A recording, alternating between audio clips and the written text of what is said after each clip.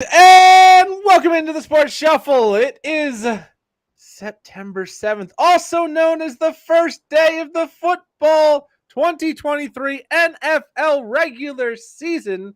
He is I am Flying Ryan Gilchrist along with Tampa Motor Mouth Joel Brown, and we've definitely have been waiting all day for, even though, yes, I know it's the wrong night, but because it's on flashing back, NBC, it counts.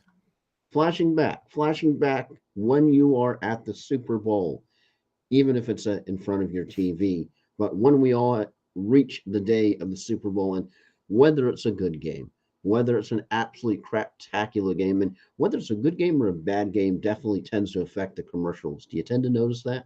Yeah, I think the better the game, the better the commercials because you're more in the moment, you're more enjoying things. But of course, when the Regard, Super Bowl ends, it's all gone. yeah, regardless of whether it's a good game or a complete craptacular game, when that final gun sounds, you realize you have entered the sea abyss of stars known as the void of football, and where it's nothing but Mount Rushmore posts for the Yeah. next couple of months until tonight when finally it counts. It's real fantasy points, not fake fantasy points. I don't know what fake fantasy points would be, but it's Hypothetical. real.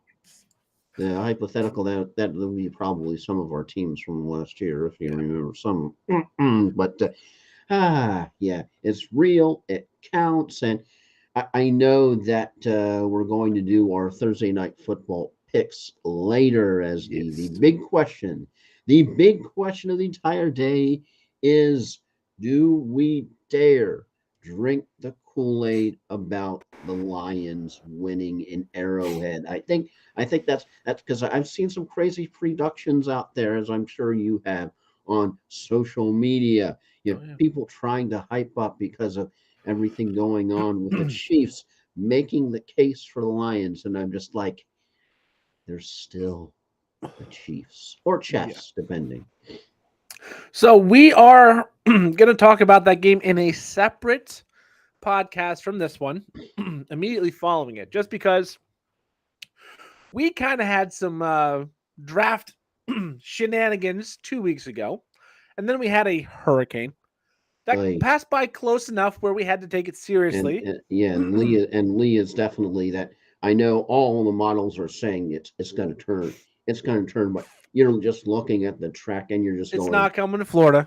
and I can you safely look say at that that. track, now, and your first thought isn't, oh, now that that's your first thought, but Here's what oh I'm going to yeah. say because I know we're weather nerds about Lee. First and foremost, it is not coming to Florida. Not happening. Yeah, New England and Nova Scotia area is kind of the area that has to be Well, major I workload. I have heard some early comparisons to Hurricane Florence from I think it was 2018 or 2019 that was supposed to be a fish storm and kept creeping, went to North Carolina. That's still technically, I mean, it's 9-10 days out, so anything is still on the table, but everything has it moving at least to the north at some And point. they're expecting, I think, Cat It's 5. already a 4. So it's It was a minimal hurricane this morning, and now it's 130 miles an yeah, hour. because So if you live on the East Coast between, I would say, South Carolina and Nova Scotia, keep an eye on it. Where I was just at last week was Massachusetts. I don't think that's going to be a huge impact for them as of now. They need to keep that in mind. But I was also out of town. Another reason we didn't podcast last week is I was out of town doing our live draft, which for the second time in 3 years, I won the draft selection game, which means I got to choose my pick number 10, and we'll see if that goes better because that was the last place year. Um, but we wanted to do a review of our 16 team draft that happened on the 26th before Adalia, before the move, and all of that. So we're going to go over our draft in this podcast, try and keep it kind of on the shorter side. Then we're going to dive into the news and notes stuff. I know we've got one big inactive tonight in Travis Kelce. More inactives are going to be coming out here in the next probably 20 minutes. We'll talk about that on the second one that'll be following this one, but that will be game oriented. This is fantasy draft oriented. So, Joel, let's start here. How did you like your draft? You did take Cooper Kupp at the Yeah. 110, which, again, we're looking at this now. Should we just kind of later. use this to pole vault into the Cup news before I Well, we'll kind of talk go? about So, Cooper Kupp's yeah. news here in a second, but he's going to be out this week. Hamstring injury, setback. Now, when you drafted at 110, he was back at practice, seemed like an absolute steal. Things have gone poorly since. Yeah, because immediately right after, which is sort of before you had the news, that's one of the arguments I know for when you say to draft, try to draft as late as humanly possible. You never know when these injuries are going to I mean, occur. Travis Kelce just 2 days ago was perfectly healthy, and now he is out tonight with the hyperextended knee.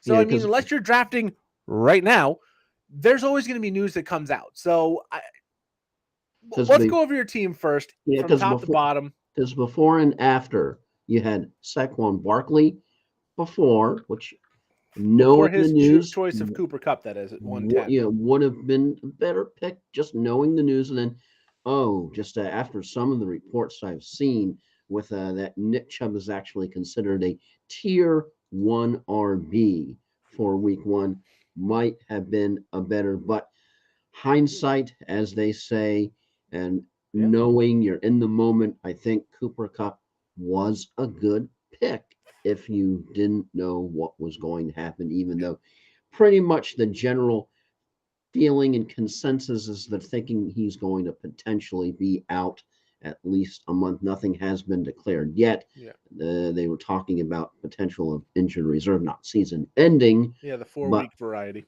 yeah, but just still, that really hurts when it's your very first pick, and it's just like, ah.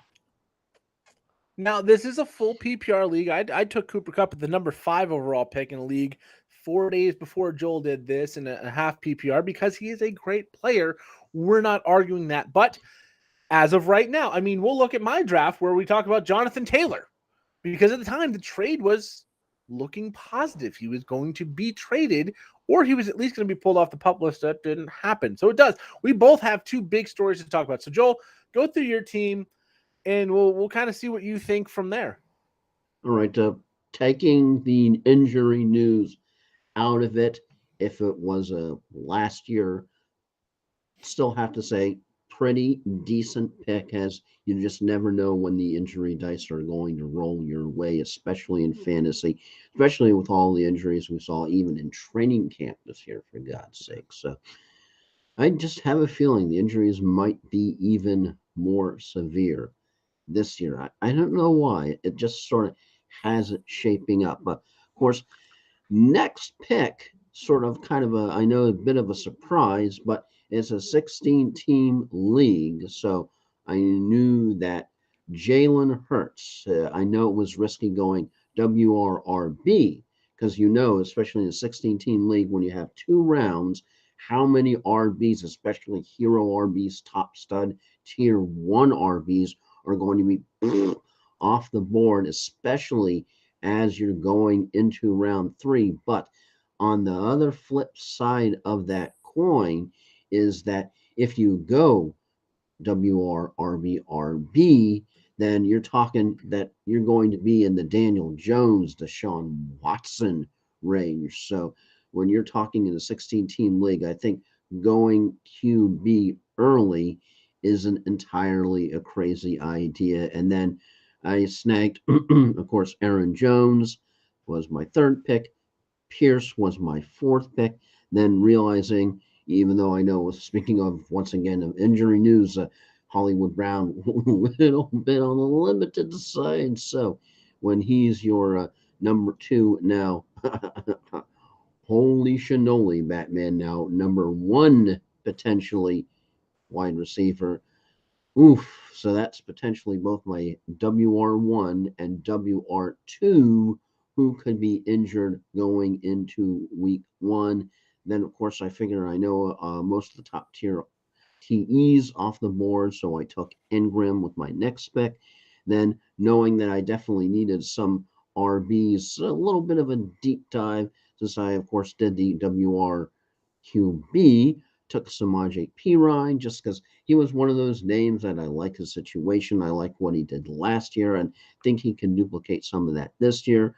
Adam Thielen was my next pick, just with all the reports I've heard about him definitely being the number one wide receiver where he is. So even though he may be some regression from last year, hey, still number one is still number one.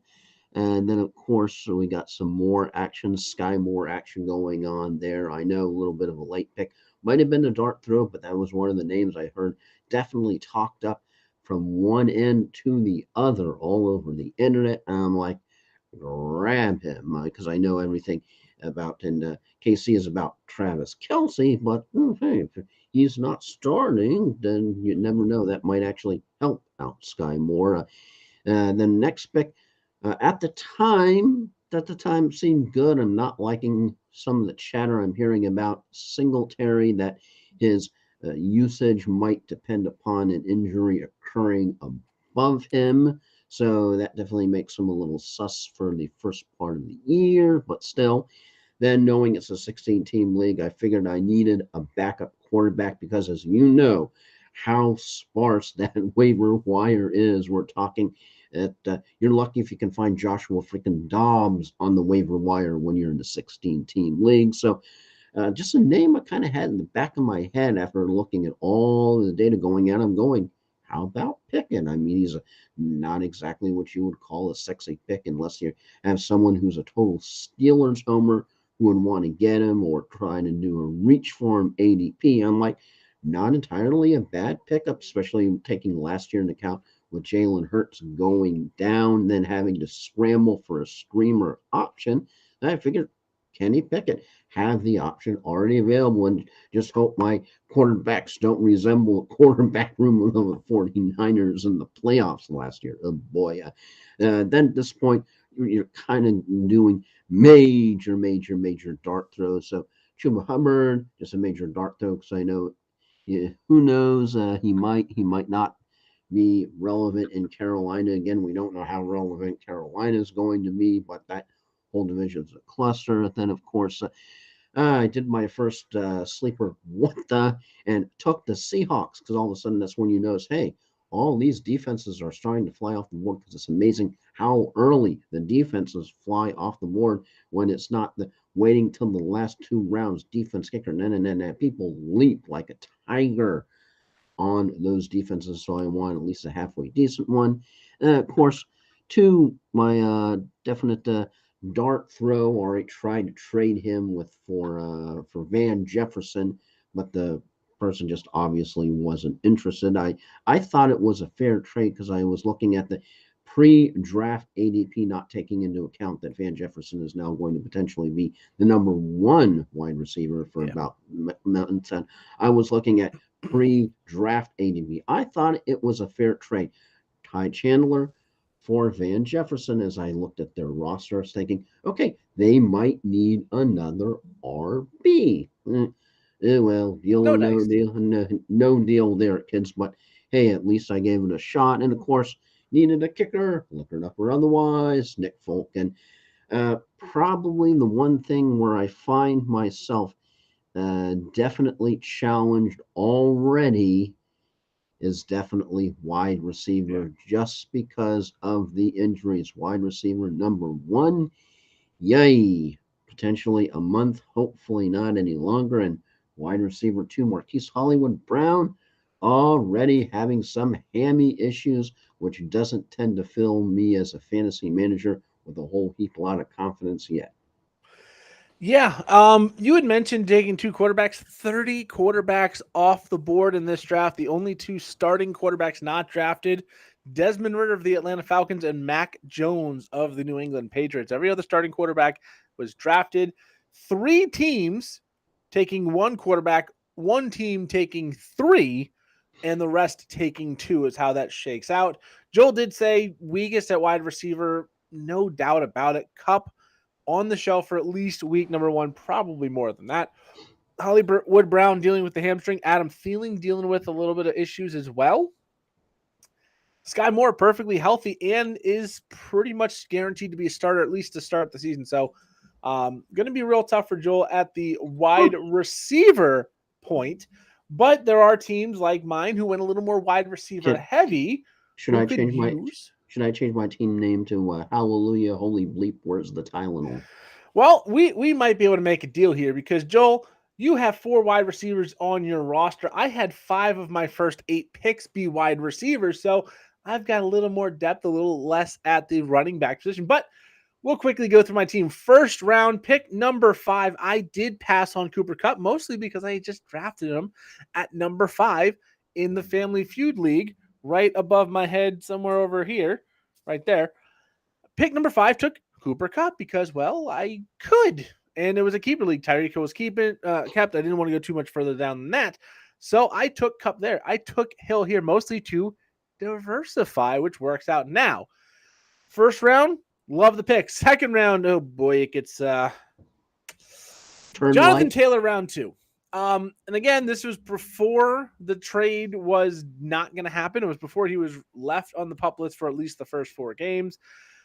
It sounded for a while like he was going to get moved. There were plenty of offers. It didn't occur to me that they were dealing with a crazy person who wanted, I heard the Packers were involved and they offered A.J. Dillon III for Jonathan Taylor, which seems fairly close to me based on the value and the fact you have to pay Jonathan Taylor afterwards. They wanted A.J. Dillon, Christian Watson, and a first for Jonathan Taylor. Not worth paying, but worth all of that. So anyways, Jonathan Taylor in the second is going to miss the first 4 games of the season. Hopefully he comes back. If he comes back, it's still not a terrible second round pick, but there is a chance he doesn't come back. Can you imagine a 10-team league, if I can do an audible out there, where the same team has Cooper I don't have to imagine. I know where you're going. Cooper Kupp and Jonathan Taylor. I can do you one better. Someone actually Clarky Rob, who's been on our show before, talked to somebody who had drafted a few weeks back. Started the draft, Cooper Kupp. Second round, Jonathan Taylor. Third round, Mark Andrews, who's been dealing with an undisclosed injury. And round number 4 was Jerry Jeudy. Not the best start to your draft in retrospect. So, anyways, the Price is Right failed sound there. Yeah. Tyreek Hill first, Jonathan Taylor second, Jahmyr Gibbs, who is playing tonight. Going to be my running back 1 here for a little bit. Hopefully he's as good as advertised. We'll see tonight a little bit more. Brandon Ayuk, Mike Williams, 4-5. Brian Robinson, who I'm extremely high on, took him in the 6th round. He's going to be week number 1 against Arizona. That's going to be a daily fantasy gold mine. If you play in the DFS or the the Millionaire Maker or whatever, he's going to be a cheap option. It's a very bad team. Keep that in mind. Cortland Sutton, in my 7th round. Rashad Bateman in the 8th. So that's 5 receivers in my first 8 picks. So Joel, if you want to make a deal for, say, a Dameon Pierce with an Ayuk or Mike Williams, I might be interested in entertaining that. We can talk off here. Anyways, round number 9, Tyler Algier. If Bijan goes down, he is a league winner, and he's supposed to get a lot of work on his own. I like that.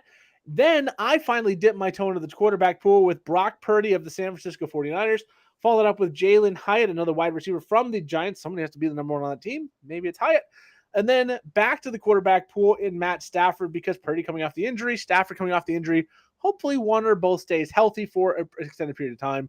Play the matchups on that. Then I jumped in and got the Saints defense because they play next to nobody all season. I think their toughest matchup might be week number 1 against the Titans. Then Keontae Ingram, another one like James Conner. He gets hurt all the time. Keontae Ingram is the backup there. If Conner goes down for an extended period of time, maybe Ingram has a big role to end the season. They are trying to tank, so they're probably not going to bring in a big name, Kareem Hunt, free agent type of guy, or Leonard Fournette. Then Joseph of the Vikings as a kicker because who cares? Kickers suck. Anyways, I like my team. I do think I would be a lot happier if I had gotten another running back. Someone like a Dameon Pierce off of your roster for in the place of Ayuk or Mike Williams would be great. And maybe it's something that we can work out because you are so strapped at wide receiver and I'm a little tight at the running back position. But I'm pretty. My wide receiver room is very quickly became a match unit. Yeah, I'm pretty happy with my team all in all, especially if and when Jonathan Taylor comes back. Add that with Jahmyr Gibbs. I think it's going to be a great 1-2 punch. plenty of wide receivers, a full PPR league, so you want that higher volume type of guy. And maybe, just maybe, this could work out and be another deep running team. So kind of curious with an audible, which format do you tend to like better? Do you tend to like PPR better, or do you like half point because it's a little bit more balanced? I kind of like half point best just because it is balanced. It's not going to say the difference between Brian Robinson and Joe Mixon is like 5 rounds of value. It's okay. You have a guy who's going to run the ball really, a Nick Chubb or Josh Jacobs or Derrick Henry is nowhere near as valuable as Austin Eckler or Christian McCaffrey or Bijan, who is going to catch the ball a lot. Half point kind of balances that out. Gives you a little bit of mix of both, makes the wide receivers a little bit less volatile, which if you're playing standard, I kind of think you just keep with the old school standard of running backs early, fill in your wide receivers as you can. I know in the one I won the draft and got to pick number 10, I took Josh Jacobs, Derrick Henry, pick 10 and 11 because, well, I don't need people that are catching the ball. I need people that are going to run the ball heavily and score touchdowns. And if you catch it, that's great. Make some yards out of it, or else it's not really worth anything. So I like half point. This is a full point, which I think really does skew towards the wide receiver heavy build. Going after Jahmyr Gibbs in the 3rd round is not a play I normally would have wanted to do. But if he does catch the ball, and to quote or to paraphrase a quote from the offensive coordinator for the Lions, we might use Jahmyr Gibbs in ways that people might not think we may. It's a lot of ambiguity to say nothing. Any other teams on this you really want to talk about? Because there's one I do want to mention, and it is lights out going Jamar Chase, T. Higgins, and Joe Burrow 1, 2, 3. The Bengals super stack. Then James Conner, Javonte Williams, then Flowers, Thomas, Damian Harris, Tank Bigsby, Jonathan Mingo, Deuce Vaughn, and then down, backup quarterback, depth wide receiver, kicker, defense. How do you feel about the Bengals super stack? Well, it just depends upon whether or not, as I was listening to the footballers, and it's what is it a stack or a combo? Because I didn't realize there was a difference, and it's sort of like, aha, there is no spoon.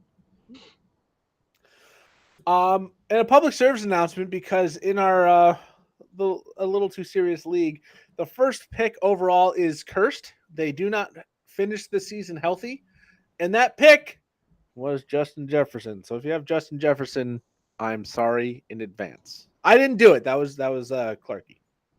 Oh yeah, one of the team. Let's see. Oh, I'm going. Oh, that's an interesting team. Is actually yours because you tended to sacrifice going for a quarterback early, but then you have, of course, Purdy and Stafford. Yeah, it was one of those. I believe I was the last person to take a quarterback, which I was. It's not uncommon in this league. Actually, last time I won it, I did the same thing, ended up being able to trade for a young Joe Burrow coming back off the injury, and it worked out nicely. I think Purdy and Stafford's a good 1-2 combination. I'll have to play matchups. There's going to be weeks that you have to just, okay, this might not be the best thing for me. It's not a Herbert. It's not a Fields. It's not an Allen or Jalen Hurts. You're confident week in, week out is going to win you games, but I don't feel like it's a Tannehill, CJ Stroud, a Jimmy Garoppolo, where there's going to be weeks you just don't want them on the field. I think I can get by with at least one of those every single week. And this team definitely the third team after lights out. King either has a chance of either being a real boom or bust, depending, because of course you have Eckler, Smith, then you have Brees Hall, definitely have the question of the injuries. Same thing I think you can put on Dobbins, and then just so much doubt on Kyle Pitts, who just was one of the absolutely hottest commodities, I think, last year in fantasy, and has fallen so far the bed bad this year. I mean, it was just, and then Greg ended up getting the quarterback that I think I know, like you tend to avoid Lamar in the draft. I avoid Lamar because when I draft him, he gets hurt and he plays like crap. And then when I play against him, he puts up 40 points when he needs to score less than 38 for me to win. He's just one of those guys. Same with Justin Herbert, honestly, for the most part. When I have them, they do poorly. When I don't have them, they do great. And I'm kind of tired of playing the game. Dak is just Dak. Yeah, that's the whole, because I actually saw one post where the other team, I forget, all right, who the first team was, but the other team that was going to be in the Super Bowl was the Cowboys. And part of me, even though I definitely respect the person who posted that, another part of me is kind of going like, oh. We will be doing Super Bowl picks in the next podcast as well. But yeah, but just Dak was one of those picks that anytime I even saw him as like one of the 2 or 3 picks that popped up, I know, good quarterback, definitely a part of a good team. Because when you're looking at the team in fantasy, because I always remember what was it one of the hosts that I listened to on fantasy sports radio. Jeff Radcliffe always says that if you want to be good in fantasy, you have to take the team mentality out of the entire game. It's just one of the quotes they said early on that has stuck with me. And I know that means when you want to win in fantasy, you're looking at Dak Prescott and you have to take all the Cowboys motif out of your mind, that it doesn't really matter postseason, it doesn't matter how bad they do what in the bed, especially when it comes time for fantasy for normal playoffs, because they absolutely myrtleize the Bucks, and then they end up getting myrtleized by the 49ers themselves pretty much the next week. So, but I don't know, just for some reason, Prescott is always, when he shows up in that, as I call it, the Joker's Wild, of when it's time to pick the 3, as I'm just going, immediately my brain goes to one of the other picks. I don't know what that whole that feeling is. It's just this year is just yeesh. Yeah, it's a tough one. Finishing off Greg's lineup, Gabe Davis, Harrison Butker was an auto draft, I believe. Sorry, gotta get which Jay Williams this is. Jamison Williams. I had Javonte, and then I had Jamal, and I was like, neither one of those is right. Jamison Williams suspended. That'd be the suspended one. Yeah, Rondale Moore of the Cardinals, Dawson Knox, Chase Brown of the Bengals, Chiefs defense, Ford for the Browns, and Rashid Shaheed.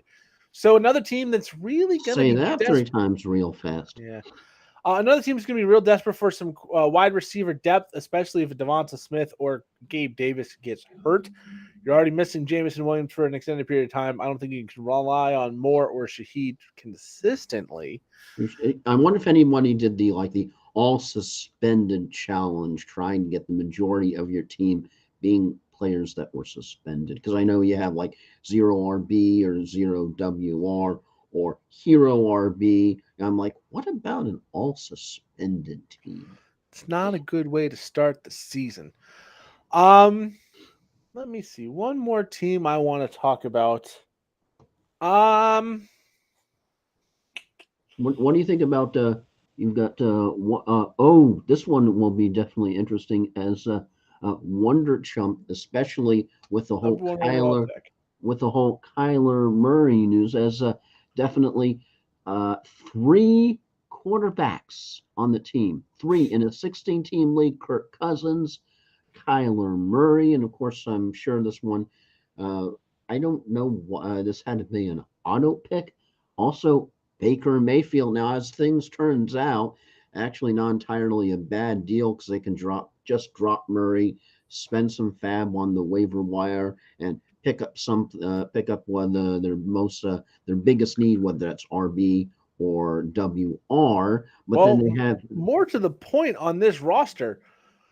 Wide receiver roster total: Justin Jefferson, Deebo Samuel. End of wide receiver list. Oy. Quarterbacks: Kirk Cousins, Kyler Murray, Baker Mayfield. 2 defenses, the Dolphins and Bengals, and 2 tight ends in Njoku and Higbee. Higbee's been dropped. They got Freiermuth. If we had sound clips, every time you mention Kirk Cousins, you go, "We like that. You Yeah. like that." But Did you see the Manning cast thingy? yeah, I did. But this is another team that's going to be looking for wide receivers help sooner rather than later. So teams like myself who went 5 wide receivers early, or people who prioritize some Ryan's depth. like the meme, the guy behind the tree going like, Yeah, it's all coming together. But it's going to be the case where if Debo or Justin Jefferson gets hurt, again, Justin Jefferson is cursed. I'm just going to say it right now. He went first in the league that has the curse of the first. He is cursed.